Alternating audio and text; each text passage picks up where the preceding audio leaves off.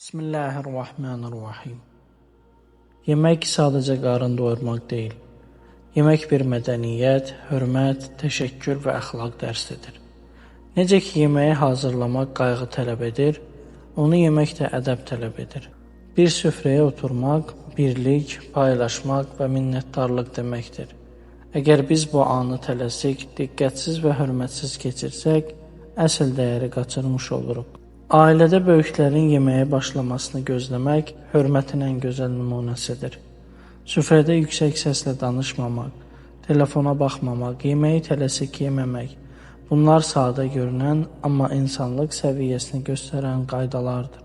Qarşındakına yemək uzatmaq, zəhmət olmasa, təşəkkür edirəm demək, süfrədəki yeməyi daha da bərəkətli və gözəl edir. Zəngin süfrə yox, ədəbli süfrə insana dəyər qazandırır. Bəzən bir tikə çörəyi bölüşmək bütün bir məclisdən daha qiymətli olur. Yeməkdən sonra əlhəmdülillah deməyi unutma. Bu həm minnətdarlıq, həm də tərbiyənin göstəricisidir. Artıq israf etmə. Boşqabında yemək qoyma. Bu həm əxlaq, həm də vicdan məsələsidir.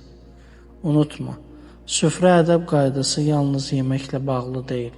O insanın iç dünyasını, ailəyə və başqasına münasibətini əks etdirir. Ədəbli süfrə, ədəbli həyatın başlanğıcıdır.